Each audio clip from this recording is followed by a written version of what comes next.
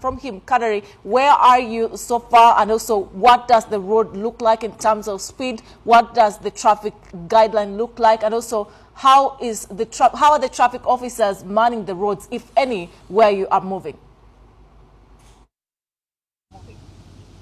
Thanks, Shamim. Well, I'm here exiting the Kampala-Entebbe Expressway, and as you can see, the speed is not as horrible as it has been. You can see cars slowing down.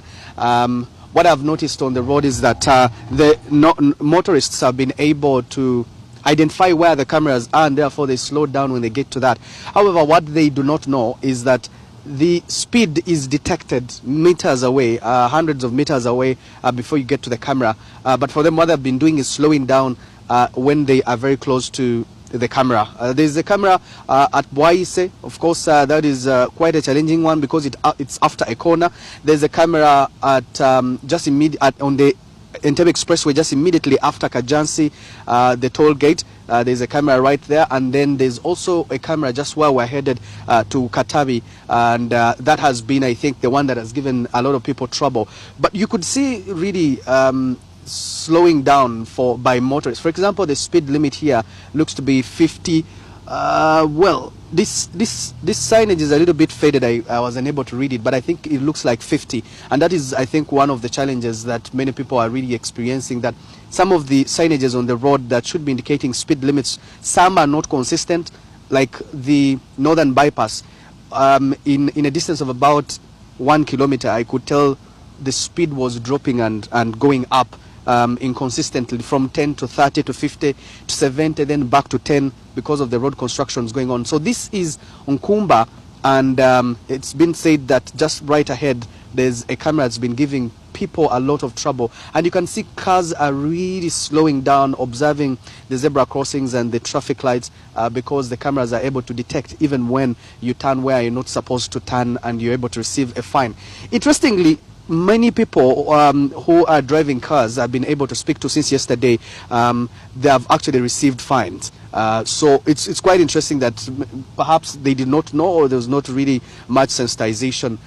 You can see cars are starting to slow down right here at Nkumba, and here the speed limit slows down from 50 to 40 now, as we approach a T-junction right ahead. But you can see cars are not on the rush to get to their destinations. You can see cars are really slowing down, as opposed to the previous situation. It has been that cars really find space wherever they can just to bypass each other and get to their destinations.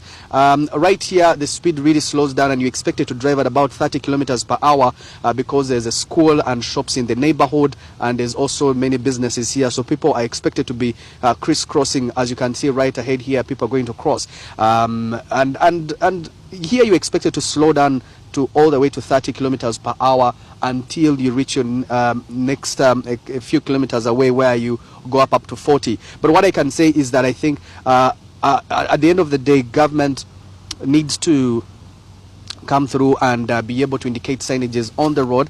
Many people have been saying, did government roll out this in a hurried way or rushed way? Was it not ready to be able to roll this out? Because how do you get fined if you do not know the speed limit you're supposed to be using at a particular section of the road?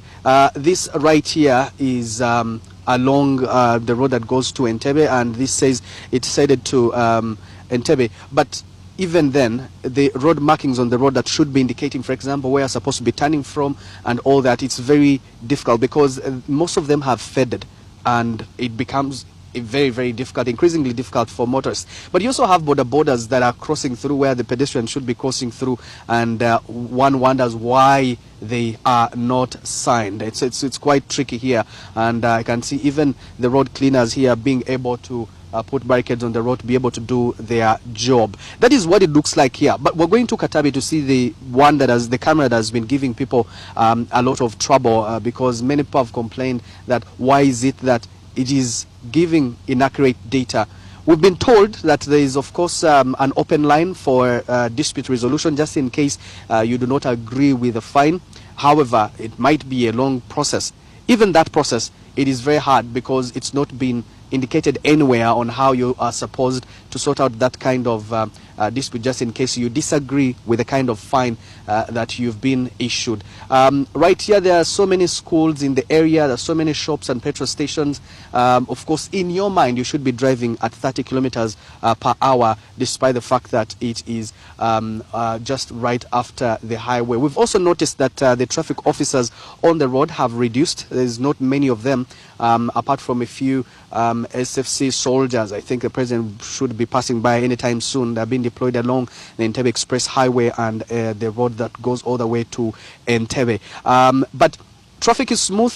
We're not experiencing any sirens disrupting traffic. I think that it's a little smoother than it has been. You could also see that motorists, rather pedestrians, are a little more comfortable crossing the road, don't have to fidget through cars that crossing through the red traffic lights without being fined. I would say, in my own opinion, I think traffic, especially here in Entebbe, is a little smoother until when such cameras are actually activated on different roads in maybe Kampala. Maybe we are yet to see, but the uproar continues both online and in conversations and different meetings to say the fines are unreasonable, and also the turnaround time you're supposed to pay the fine before the surcharge kicks in.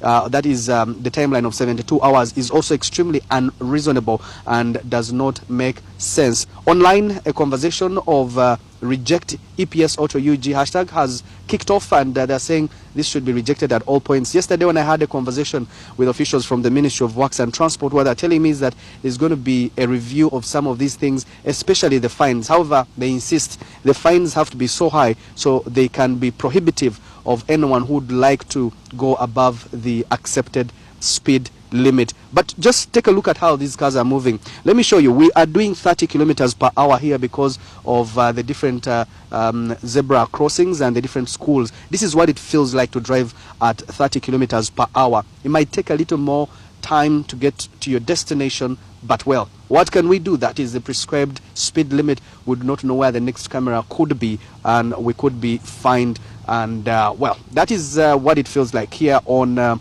just right after the Kampala-Entebbe Expressway as we head to Entebbe town. Back to you, Shamim, at the Political Command Center.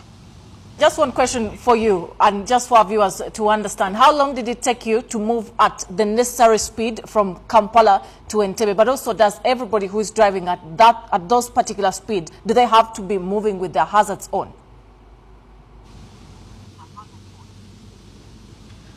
Well, that's a good question, Shamim.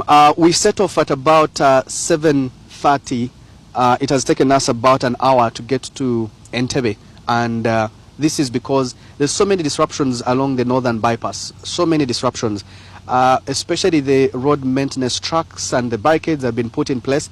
The road has been narrowed. Sometimes you are asked to observe a speed limit of 10 kilometers per hour. Yes, 10 kilometers per hour.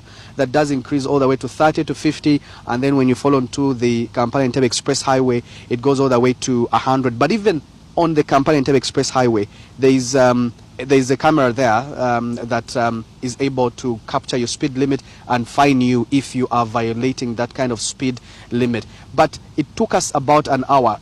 Gone are the days where I used to praise the Kampala-Entebbe Express Highway for getting you to Entebbe in just 25 minutes. Why? Because the speeds have been high and they have been violated. But well, whether that can be maintained, that's a conversation of another day. Previously, you would calculate your time knowing if you have, for example, a flight, you calculate your time, you know that you'll be in Entebbe in about 30 minutes or so if you're using the Kampala-Entebbe Express Highway. But now you need to calculate your time way ahead because it might be taking a little more time. If you look at the cars ahead of me, they are taking their time. Why? Because there's a camera right there, and this is the one that has been giving people a lot of trouble with the fines. You can see it's able to detect so many things, and when the cars get close to it, really slow down. We're doing about 25 kilometers per hour, well, that is the camera right there. It has been fining lots of people, and here they're saying 60 kilometers per hour.